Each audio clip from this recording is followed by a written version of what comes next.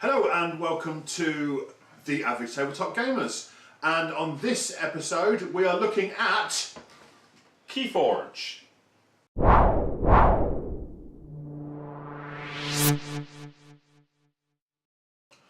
Hello and welcome to the second year of the Average Tabletop Gamers. I'm Ben. I'm Ian.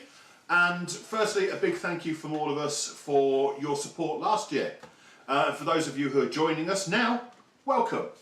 We've got a lot of stuff coming up this year. We've got a lot of time over the Christmas period to think about how we want to progress as a channel. I think we're going to try new things. Try some new things, maybe some professionalism. Maybe I wouldn't hold your breaths though. Maybe some, maybe and other things like that you see on other channels. But we want to kind of really embrace a lot of what's happening in what looks like it's going to be a really exciting year. There's a lot on the cards for the years, and there's a lot of new games coming out. There's more competition in the market, as Gary keeps saying. It's kind of a golden age for games. And he would know. He's seen most of the ages. So to start our 2019 off, we're looking at the latest offering from Fantasy Flight Games in terms of new game. We know that they're producing stuff every week. Yeah. You can go on their website every day and you'll see here's something new for one of the many games that we've got at the moment. The recent release of X-Wing 2, the constant releases of Legion. I'm loving Legion. And things like this. But here we go. And this is one I'm surprised I missed, because it's a particular format of game I absolutely love, and it's depending what your terms are, what variety, the collectible or trading or living card game genre. So I completely missed this coming onto the market until you brought round 2 decks the other week. So what we're talking about is Keyforge, Call of the Archons, and there's a little bit of a close-up of one of the boxes of the decks you get there. So, what Fantasy Flight have done, which is brave, interesting, and really well thought out to my mind, is make a collectible card game that there's no point in collecting. Yeah. Yeah. Do you know what I mean by that? I know exactly. That's why I opened with my little, here's all the possible kinds of card game you can get, and I'm still not sure how I feel about it, but we'll probably get into more about what it is before I talk about that. So, the premise of the interesting and new thing that they've done. So, Richard Garfield, in gaming terms, is quite a bit of a legend, isn't he? He is. He's the man behind one of the biggest, if not the biggest, collectible card game ever, Magic the Gathering. Kind of the one that started the whole revolution of card gaming. Yeah, and it's become the goal. It's become the standard which everything else gets measured against. So I play a lot of card games on computers. So Hearthstone's the biggie from Blizzard. Eternal's another one. You've got the people like the Elder Scrolls Online. You get a card game based on that. And what it always comes back to is you measure them against Magic. So, he's a bit of a legend. Now, if you look on the box as we showed earlier, you'll see his name at the bottom. And he is kind of the driving force behind this. Yeah. So, with Magic the Gathering and other collectible card games, it's about buying cards and building the deck and optimising and something you know a lot more about than I do. I've never been really much of a card gamer. Yeah, I mean it was a completely random. It was random, as in you bought you bought a booster pack, which would have a random selection of cards in it. I used to know exactly how many off the top of my head. I think it's 15. I haven't bought some for a while. And you'd get a certain number of commons, certain number of uncommon commons, and some rares or mythic rares. But you'd open it, you'd see what and that was part of the joy for me. You'd open it, you'd see what you've got, you'd sort it into different colours, then you'd figure out what deck you could build with the cards you've got. Now that's not what you've got here. No. So where this differs is that every box you buy, every deck that you buy, is individual and designed to be played as it is. There's no deck building, there's no swapping cards, there's no trying to optimise. You get what is in the box. So much so that every card of the set actually has the name of the deck on it. Now we'll pop that under there. So this is the Plated Symbiote Rook of Swickle deck. Am I right in saying every single deck is unique? Yes. There are no two decks the same? There are no two decks that match. They might be similar, they might have a lot of similarities, but there are no two decks with the same card makeup. And I think that's, when I've been trying to think how to categorise this, it's almost a collectible deck game. So you're not buying individual cards. So when you open this box, you don't know what deck's inside there. Shall we? Let's. So this one that I've just opened is the Archon you would be playing is the Apprentice Plutobriar, the Dreamy Angler. I don't know what to do with that, if I'm honest. I think that's Gary's weekend name. So what you've got is the kind of the way that the game works, or sorry, the way that it's formulated. There is a computer somewhere in the world that's been programmed to take this big pile of cards that they've got, and I think it's roughly between 350 and 400 cards, and it will randomly assign them based on 3 houses. There are 7 houses in the game. Right. And it picks 3 houses. Okay. And then it picks X amount of cards of each house. I think it's 12 cards of each house. Okay. And it puts them into a deck. Right, okay. But what it looks for is if it picks a card that has to have other cards to work, it makes sure they get put in. That was what I was going to ask, because otherwise you could just get a whole bunch of duff cards. Yeah. So it makes sure that the deck is playable. Yeah. Now, the thinking and the programming and everything like that is far beyond me. I mean, I have enough trouble trying to get the dishwasher to work, as my wife will tell you. But the thinking behind making these ultimately individual, unique decks on that scale, and then produce enough of them to make it commercially viable. Oh yeah, because I mean these boxes, like your retail packs, I think it's about 24 decks a retail pack. And if you think how many people are going out and buying, you're going to. No, I think it's 12 decks for retail. 12? It might be 12 or 24, yeah. But the thousands of people who will be going out and buying these, that's a lot of. I mean, to come up with that concept in the first place, never mind making it happen. Yeah, absolutely. It's pretty absolutely. impressive. Now you've got. There is an addendum to the unique pack thing. So in the basic starter box that you can purchase, which you get all of your tokens, your rule book, you get the same 2 decks as everybody else in the world, and all of the playthroughs and all of the tutorials are based around playing these 2 decks. Okay. And that is where all of your learning about how to play the game comes from, and all the tokens and things like this. Once you've mastered those 2 decks, of course, carry on playing them. But at that point, that's where these come in. And to be honest, you're paying £8 roughly for one of these. You can find them slightly cheaper, slightly more expensive, depending on where you go. But you're not going to be paying at the moment more than £10 for one of these decks. Which is about, if you bought one of the pre-built Magic decks, it's there or thereabouts. It's close to what you'd be paying there. You've got that. The rulebook is free online. And you can get your tokens, you can use anything for tokens. That's your normal beat, any Magic beat, anything you've got. Yeah, anything you've got, and you can play. So, for less than £10, you're in the game. Yeah. And it's enough that anyone who is interested in likes card games, it's not breaking the bank to just get a couple of decks and see how it goes. Absolutely. And you'll know pretty quickly if you're going to like it or not. Yeah, very much so. There is a whole load of bump and fluff around the game. You're playing an Archon, you're trying to break into another world, and you have to collect this rare gem called Amber, and then you use Amber to forge keys, and then you get X amount of keys, opens a gateway, and you go through and you win.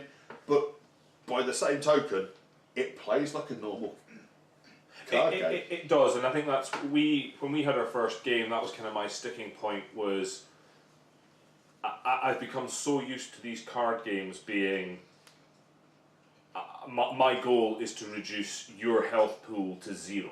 Yeah. Regardless of what your health pool is, and some of them introduce other complex mechanics of this can insta-kill you if I match up A, B and C, but essentially it's about me killing you.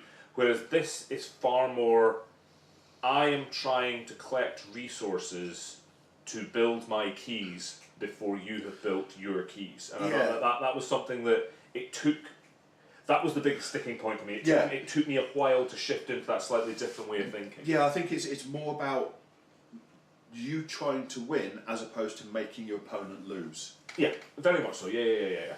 And I bet there will be decks who will be just designed to stifle and frustrate your opponent. Randomly designed. Randomly designed.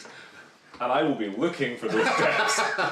There's what you expect from Fantasy Flight games is a huge amount of support and availability that goes alongside the game itself. Now, Fantasy Flight have got great forums. Those of you who play their other games and go on their forums, the ones for Keyforge are really, really interesting. Lots of discussion about card combos and things like this, because depending on the houses that you've got as part of your deck, depending upon some of the cards that are in those houses, there are combinations that work really well. Yeah. And so there were lots of discussions about how those work. There's also a card called a Snufflegator, which is a beautiful combination of words. Yeah. So you get all of that, but the really exciting thing for me is, and I hate to use this phrase, but there's an app. Now I know you've not had a chance to have a play around with the app. I haven't. No, I know, not yet. So every deck is uniquely identified with a QR code. There you go, as you can see there. The app allows you to scan that code and keep track of your decks. You can then put your wins and losses in it. Yep. You can put your wins and losses against which deck. So then it has a leaguing system built in, so it can analyse, because it knows what every deck is made up of and where all the cards are.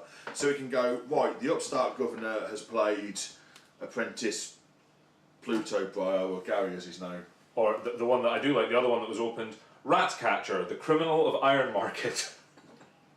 Has played that, and because of the cards in there, this deck has won, that deck has lost, but we can gauge those cards against each other and league the decks. And this is... And it's fascinating. I mean, I think that's really clever, but I'm intrigued, as with all the games that are coming out at the moment in one way or another, particularly card games, how that will actually work for tournament level play. Because what you will get is you will naturally get decks that are polarised against another kind of deck. So it'll be, if I bring, Jim Bob, the owner of the Magical Sword of Antioch, and you've got Colin the Snufflegator, the win, I could be like 99% to beat you every time we play. Now, one of the really good things that they have put in is there is one mechanic called chaining. Okay. So some of the cards will have an additional effect, which is gain a chain. There is a tracker where you track how many chains you accrue as you're playing, and as you reach certain levels on that tracker, when you're doing your draw phase, you're drawing less and less cards. Okay. And that is kind of how they've looked at making that power level against other decks. Right, so the more chain cards you have, the chain cards associated with more powerful cards. So the more chain cards you have, the more powerful theoretically your deck. Okay. So you can then, the idea is that you can then look at the chains cards in each deck to assess the handicap against another deck. Yeah.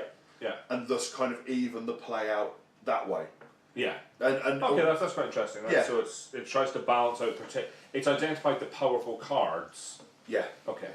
I'd be interested, because with YouTube and everything else, if they've got tournaments, they'll be put on YouTube. Yeah, absolutely. And it's FFG, it's Fantasy Flight, and if there is a way of tournamenting a game, they have thought of it already. They've found a way. The World Championships for everything they do, regional championships, etc. And this is the same. There is a tournament, meta around. There is a tournament scene that's kind of developing. The game's only been out for a couple of months, so it's just still in that initial stage. But it's got the benefit of it's going into a known market of card game players. Absolutely. I mean, in terms of how it plays, I thoroughly enjoyed it. Yeah. I mean, I may have sounded like I was being quite critical of some of the elements of it, but I thoroughly enjoyed the play. There are interesting mechanics there that I haven't been. So there's no mana. There's nothing like that. Yeah. Which is the common tool in a lot of the other games I play. In one guise or another. Absolutely. Yeah. Is you need mana to power up your cards. There's nothing like that here. Each deck is built around 3 houses. On every one of your turns, you will go, okay, on this turn, I am using this house. And for that turn, you can only play you can only play cards from your deck of that house. And there are some interesting abilities that let you mix it up and use other things. And I found that in terms of strategizing, when you're looking at your hand, it became frustrating. Yeah. But when you're looking at something, going, well, if I could do that and then that would be great. But yeah, I mean, from an opponent's perspective, watching your brain work through that is really interesting. Yeah. So from that perspective, just to get Ian confused is well worth the money. I have a good confused face. I mean, kind of. I don't know what else we can say about it. The game itself plays really well. It's really accessible. It's really interesting. The app and the backup for it is really, really cleverly done. It's really, really well thought out. And the artwork and everything is really nicely done. It's nice, isn't it? The artwork's nice. Yeah. I wouldn't say and the I'm idea, going to rave and I'm going to rant on it, but it's nice. It's. But the idea that every single deck is individually printed with the deck name on it, on the back. Yeah. And everything like that. It's knowing production costs and production values, as we both do, having kind of worked in those industries. I know how much effort and work has gone into producing each of these decks, considering there are only 36 cards in each. Yeah. It's a lot of work to then throw out at £8 each. So.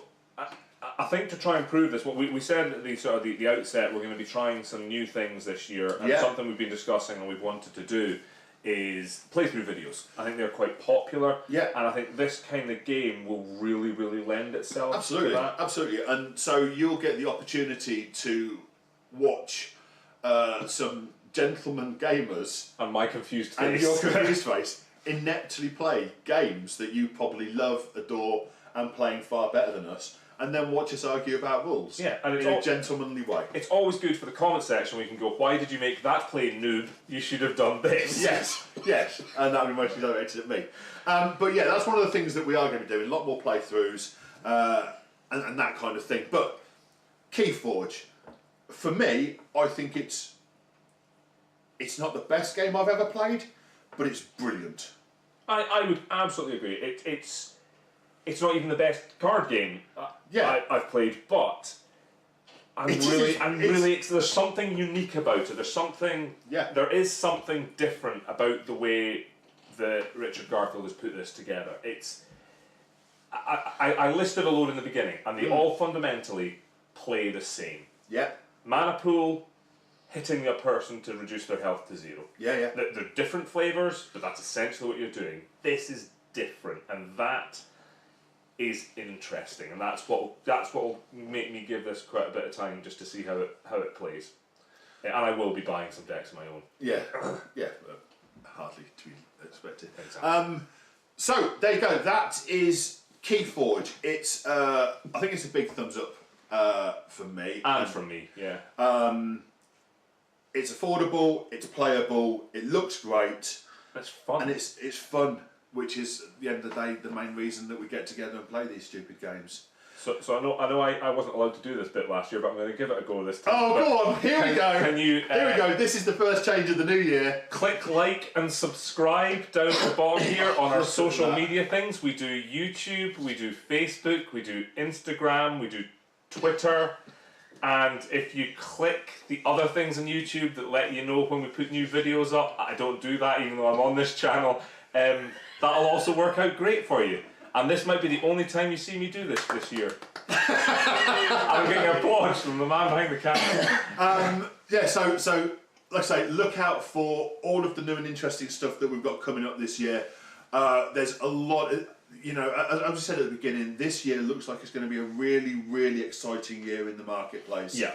The big guys are all doing some really interesting stuff. Games Workshop have got some really good looking things coming out this year. Warlord are doing some nice stuff. FFG have got some really nice stuff. Mantic have got some really interesting licenses coming up. I know that Hellboy is one We've that got a load of Kickstarter things arriving this year. Lots of Kickstarter stuff coming up this year. You're going to see painting tutorials from ourselves, you know, who've been doing this stupid hobby for over 30 years. You know, painting little dudes for over 30 years as well. Some of us letting other people paint their miniatures for over 30 years. We've got a new gaming setup, so we're going to be, you know, doing battle reports of your favourite large-scale games. We're going, you know, there's going to be some new faces on the channel over the course of the year. We've got a few exciting things coming up with some game producers and things like this. You know, it's going to be a really big, exciting year for us, and we want you to come on that journey with us. So, like, share, subscribe, tell your friends if you like it, tell us if you don't, and some of us will see you next time on the Average Tabletop Gamers. Cheers. Thank you.